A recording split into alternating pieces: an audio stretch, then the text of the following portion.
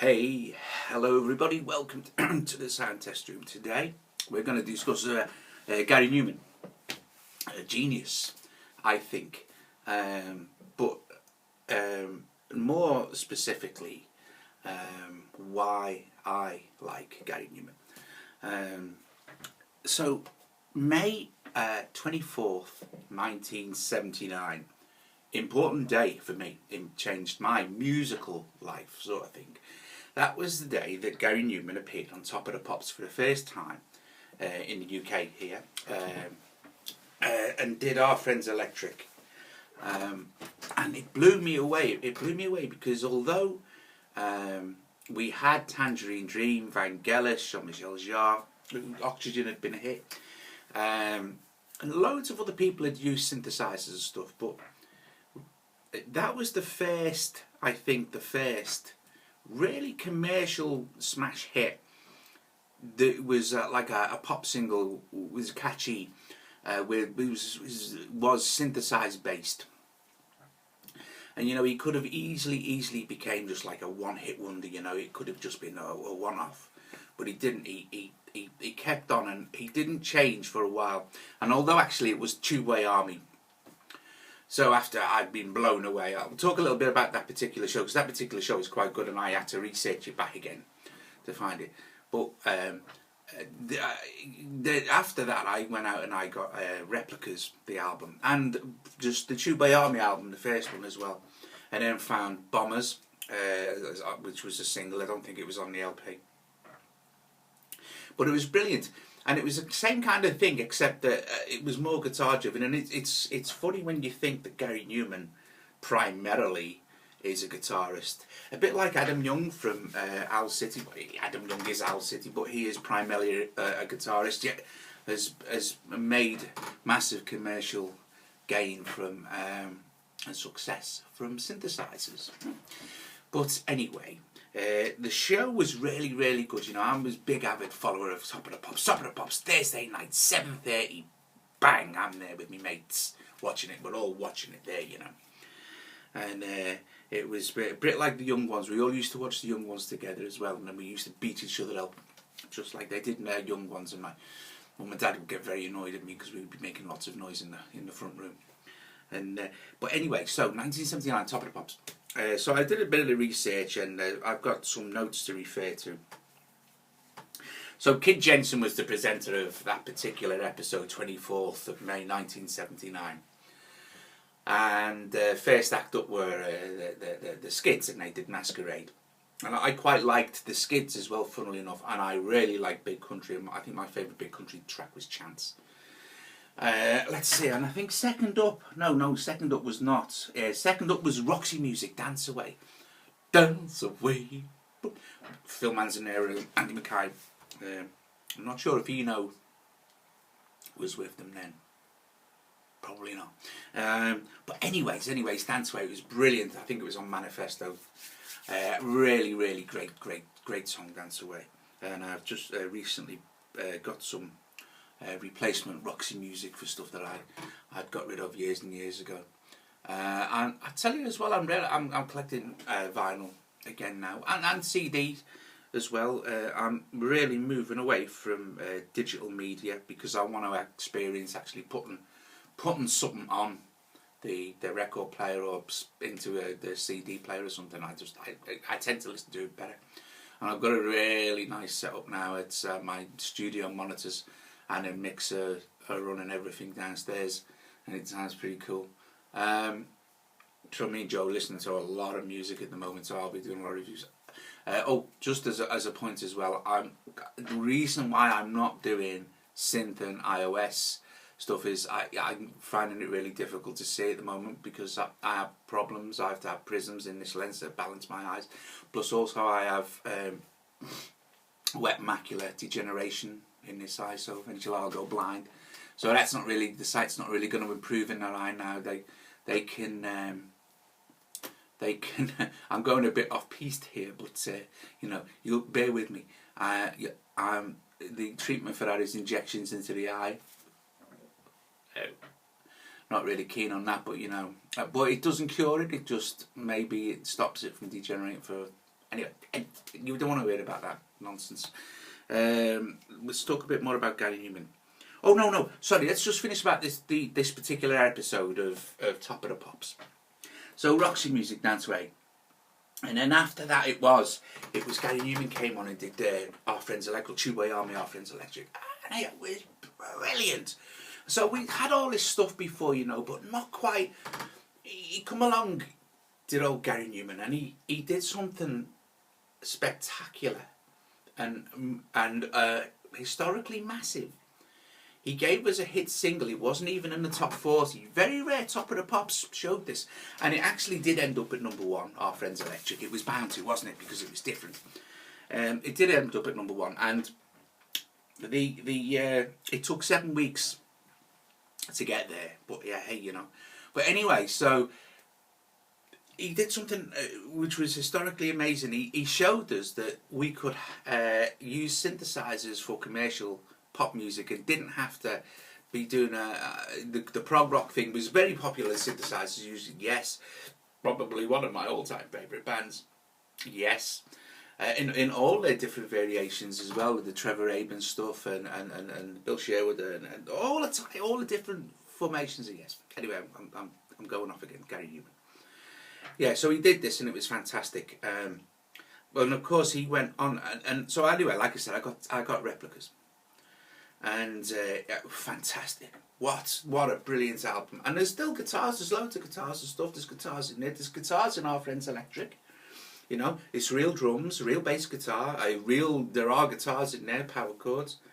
But you know, it's primarily driven by synths and primarily Moog, which apparently he found in the studio. Someone left one in the studio and he used it, he loved it.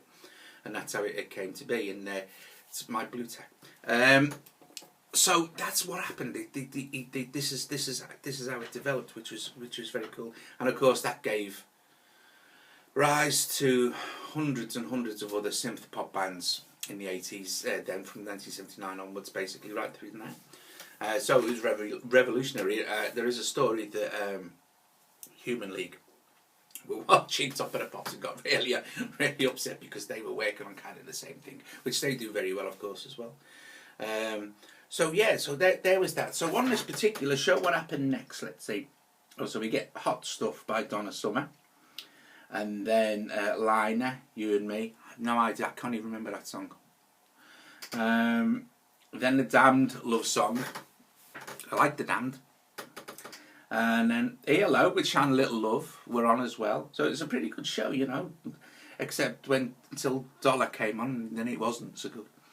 And then you had David Bowie doing Boys Keep Swinging, which was super. You can't not like David Bowie, can you? Anyone who doesn't like David Bowie's nuts, because he changes. You know, there is something at some general. I mean, I like it. Obviously, musician thing. I like all sorts of stuff, but you can't not like David Bowie at some point in what he was doing. Although Boys Keep Swinging is a pretty strange track. And then what we got, Other Shadows, there from Deer Hunter. That's a nice piece of music. And let's not knock Hank. And then the brilliant Elvis Costello and the Attractions did Accidents Will Happen, a song I love. I recently just got some more Elvis Costello stuff. One of my favourite Elvis Costello songs, Every Day I Write the Book. Superb, use of a Yamaha electric grand, absolutely brilliant. And then I think, which this must have been number 1, obviously at the time, was Sunday Girl by Blondie. Another great band. So all in all, it was a fabulous show. That one, it was really great. So Gary Numan. So we get back. So Down in the Park on Replicas. I love that. I love that track. I love it. It's incredible. And later, when Telekon came out, it was another. Probably Telekon is probably my favourite Gary Numan album. I have some information. But later, he released some stuff off Telekon. I think it's I Die You Die was one of the And yeah, Telekon 1980. Actually, Telekon came, sorry, Replicas, and then Pleasure Principle. So, Here in My Car, which the remix version is actually better than the original. The remix version is amazing of Cars. It's got all the power stab brass and stuff like that, super. But still retains its original feel, you know. Anyway, Telekon in 1980. So he released 3 albums in 1979. So there was the original Tubeway Army album, and then there was Replicas, and then there was Pleasure Principle. And Pleasure Principle was interesting because that pretty much was all synths, real drums and real bass, but still a lot of it was synth bass, but all real drums, but mainly synth driven stuff, you know. And I was not as keen on Pleasure Principle as I was on Replicas and the very first Tubeway Army album, and I liked Telekon more than the previous 3. But I Die You Die, the single, came out, and I didn't buy singles. I was like buying albums and stuff, which was fine, but I used to just like listening to albums. And a friend of mine used to buy singles, and he bought I Die You Die. And what was the other one? We Are Glass. I mean, there's loads of stuff. This record, there's loads of brilliant stuff on Telekon. And I Die You Die. So the B-side, right, was Down in the Park, but it was the piano version, no vocals, just the piano version, and it's one of the most beautiful things you'll ever hear. I was dead lucky recently because I got it on vinyl, a 7-inch vinyl, although you can get Down in the Park, the piano version, on some of the re-release CDs and stuff, you know, the remastered things where they bang on a load of them. I think on Telekon is maybe it's Down in the Park piano version, maybe, I think. On the extended remastered thing with the extra bonus tracks. If you can get the vinyl does sound great. The vinyl for Telekon just sounds lovely. It's very warm, but it's a very warm album. It's a very dark and creepy album, you know, because Gary Numan is dark and creepy and never really moved away from dark and creepy, which is a good thing. It's a good thing. But yeah, so Down in the Park piano version, fantastic. I loved it so much that I taught myself it years and years and years ago, and I've just got it again on like a 7-inch single, and it's so cool. It's such a great version of that song. It's really great. So let's see what we get. So he's been massive. Basically, he's done loads and loads. I'll just give you a quick blast through. So after that was Dance. He moved into this kind of jazz funk phase, which kind of carried on into Warriors, which was the next album. But you know, it's still really, really good. But he was getting massively panned by the journalists and critics by this point. But anyway, what was very cool is he used fretless space to do this funky thing, you know, and it sounds amazing. It's really great. If you listen to it, the stuff's really well produced. It just sounds great. Great songs as well, you know. But he was getting hammered, you know, and I think he made this weird decision to retire from touring quite early on. And he did this last gig, and then there was some albums released live on. Actually, they're not written down, but live ornaments I had as well. There was like two albums released a few months apart or something, or at the same time. But it was 2 separate albums, live ornaments. They were good. And then we move on to Berserker, Fury, Strange Charm, Metal Rhythm, Automatic, Outland, Machine and Soul, Sacrifice, Human, Exile, Pure, Jagged, Dead Sunrise and Splinter. So you can see he's still massive. There was a bit of a gap as well, and I think he's got a mild version of Asperger's, which is probably why he comes across as being painfully shy. But still, I like watching interviews and stuff with Gary Numan even now, because he's interesting to listen to, especially when he's talking about the synths and stuff. And I know many people. I mean, 9 Inch Nails love him. Trent Reznor thinks he's like amazing. I think he did some stuff live with them as well, which was very cool. I think I watched some stuff. But yeah, it's Gary Numan definitely 100% changed the way I looked at synthesizers for the better, because I always loved them. That was the thing, you know. And my friend as well, we just was basically blown away, and we thought it was brilliant. So massive influence on me, Gary Numan. I hope you start a discussion. Please don't get offended if I don't answer comments so much, because I don't see them so well, you know, and it takes a bit of time for me to read through everything, and I have all the stuff going on.